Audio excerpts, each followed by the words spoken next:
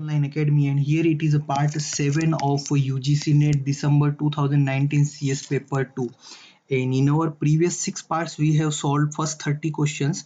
Basically questions are random in nature because every candidate in NET exam gets same paper, but sequence of questions are random, so don't get confused with. And first 30 questions are we have discussed in previous 6 parts, and their links is also given into the description section, right? So you can visit the description section and watch the solutions of first 30 questions there, right? And here it is a question number 31, so let's discuss it. What is the output of the following C program?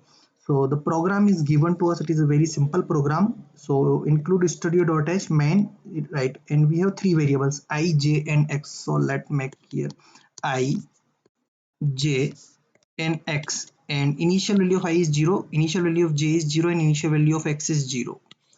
Right. So in first iteration, for I equals to 0, I is less than 5, I plus I. For j equals to 0, okay. So if you will see here, this second for loop completely dependent on the first loop, because j we are comparing here the value of j with I.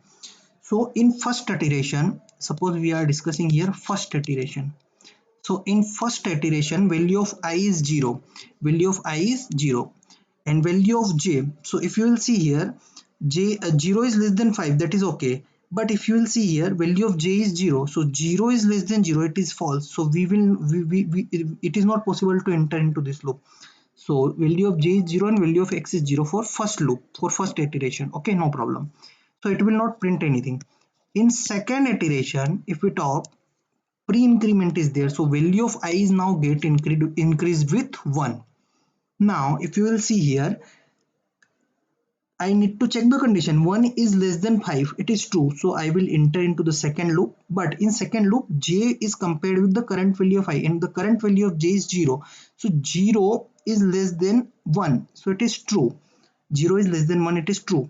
So 0 is less than 1, it is the condition we have checked in the second iteration, so it is true. So we will enter into this loop, and the value is x equals to x plus I plus j minus 1. So what is value of x? 0 plus I, that is 1, plus j, that is 0, minus 1, 1 minus 1 0. So ultimately it will print value of x 0 in the second iteration as well. And then we have break will break will break the continuity of the second loop, and we again need to go to this loop, that is first loop, first for loop, right? And the value of j will remain itself 0. Why? Because break is there, so break will basically break will only able to make the run of the second loop only once with the value of I, and break is there, so we need to break the process and again start with the for loop 1, right? It simply means like that. So in third iteration, now I will get increment to one more, and because pre-increment is there, and then in the third iteration we will compare the value of j, that is 0 is compared with 2, it is true. So again we will enter into this loop, and x equals to x. What is value of x now? 0, plus I, what is value of I? 2, plus j, that is 0, minus 1. So 2 minus 1, that is 1. So value of x will be printed 1 here, and j will remain itself 0. Okay. Now in fourth iteration, so in fourth iteration again value of I will get increment with 1, and it will get 3 in fourth iteration. And x, so in fourth iteration condition will be checked like j, that is 0 is less than 3, it is true. So we will enter into the loop, and x equals to x plus I plus j minus 1. So what is value of x? 3, plus I, what is value of I? 3, plus j, 0, minus 1. And what is value of x? Okay, we have value of x 1 now, so we need to add 1 here. 1 plus 3 minus 1 means 1 cancelled with 1, and we have only 3. So value of x is 3 now, and j will remain 0. And in fifth iteration, value of I will get increased with 4, one more, that is 4. And in the fifth iteration, I am writing fifth iteration here. In fifth iteration, the condition that will check is j is less than I means 0 is less than 4, yes, it is true. So x equals to x plus 3 plus I. What is value of I? 3 plus j 0 minus 1. So if you will check here, 3 plus 3. Okay, so what is value of I now? I is 4. I is 4. I plus j na. So I is 4. So 4 minus 1, that is 3 plus 3 is 6. So value of x is 6 and j will remain itself, and now the value of I will increment with one more, and I is now 5, and 5 is less than 5. It is failed. Now this loop is getting failed. That is why we will print the other statement after this loop. So print percent x. So the current value of x is 6. So 6 as the output will get printed, right? So it's the answer. And the next question here is, so guys, before discussing, I am just requesting you all that just be as much interactive as much possible, because it will get your response from us, and at least if we get response from you guys, it is better for us to get work on the upcoming questions, because your interaction and your positive response will make us work hard for you, right? So guys, please do subscribe our YouTube channel, press the bell icon button, and like the video so that we can get at least response from you. And the question number 32 is, which of the following are legal statements in C programming language? Legal statements. So statement 1, int star p m percent 44. It is true. It is false, because pointer value of pointer should be assigned to any variable, means we have to assign the pointer's address to variable, but here 44, it is not a variable, so it is false. And statement 2, int star p equals to m percent r. So it is true, because we have assigned the pointer p's address to variable r, so it is true. So it is true means legal, no problem, but it is false. And option 3, int star p equals to m%, but here pointer is missing, so we are assigning address of p to a, but pointer is missing. Now due to point missing of pointer, it is illegal in C. And int p equals to a, so simply we have assigned the value of a to the integer p here, so it is true. So only 2 and 4 means option C is the correct answer. So option 2 and 4 is the correct answer, right? The next question is, a tree has 2n vertices of degree 1, 3n vertices of degree 2, n vertices of degree 3. Determine the number of vertices and edges in tree. Okay, so a tree has a 2n vertices of degree 1 and 3n vertices of degree 2. Okay, 3n vertices of degree 2 and n vertices of degree 3. Okay, so what we need to do, determine the number of vertices and edges in the tree. So vertices for first and edges for second, so 9 and 10. So let's just try, at least we need to make 9 vertices at least, right? Because the minimum option is that now 1 2 3 4 5 6 7 8 and 9. So this is first vertex, second, third, fourth, fifth, sixth, seventh, eighth and ninth. And if we have 9 vertices, then how much edges do we have? 1 2 3 4 5 6 7 8. So it is not possible, because this kind of tree is not possible. So how can we match the condition now?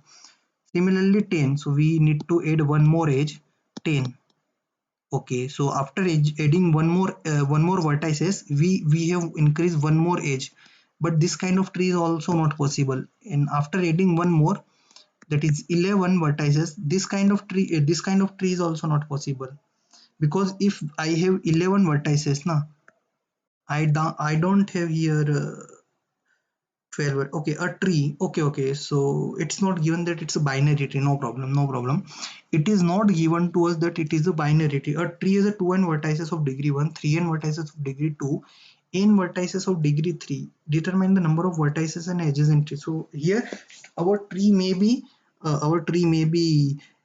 ternary tree, right? So okay, so I need to again check the condition, because here it is not given in the question that it is we are applying on the binary tree. Okay, so a tree has 2n vertices of degree 1, 2n vertices of degree 1, so and 3n vertices of degree 2. So suppose if I am making such kind of tree, here this is vertice. Okay, vertices of edges in 3. Okay, so 3 n vertices for degree 2 and n vertices degree 3. Okay. Okay. So maximum I have degree. How much maximum degree I have? Maximum degree I have 3. So it should be our binary tree. I can't make ternary tree here, because if I will go with that now, this vertex have now degree 4, 1 2 3 4, 1 2 3 4, 4 degree this vertex have.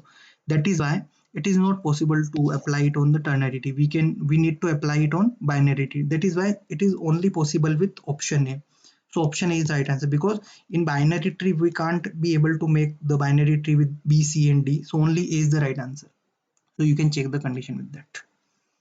The next question is, the following linear programming problem has maximize z equals to x plus x1 plus x2. Okay, so it is a maximize question, maximize condition given to us and subject to the constraint. So these are the constraints given to us, and we need to solve the LPP, that is linear programming problem. We need to find the answer of linear programming problem.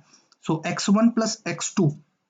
Okay, so here x2 should be less than or equals to 600. In question itself it is given x2 should be less than or equals to 600. It is constant. So if you will see the constant, option A and 2, it itself they get cancelled, because x2 is 750 here and x2 is 1000 here. So it should be less than 600. So we are only left with option 3 and 4. Okay, so let's just get check with option 4 first.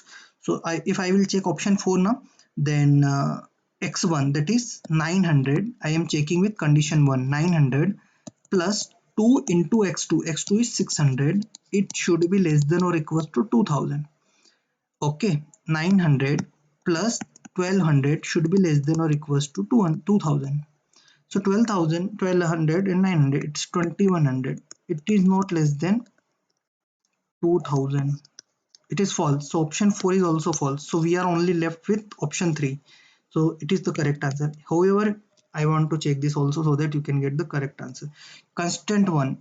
So constant 1 should be follow x1, that is 1000 plus 2 into x2. 2 into x2 means 2 into 500. It should be less than or equals to 2000. So 1000 plus twice and to 500, that is 2000 is less than or equals to 2000. It is true. Condition 2, that is x1 plus x2 should also be less than equals to 1500. So x1 is 1000 plus 500, it is also less than or equals to 1500. So constant 2 is also follow. Constant x2 should be less than equals to 600, right? All the constants are true. So option 3 is the correct answer. The next question is, the DES, that is data encryption standard, has a function consist of 4 steps.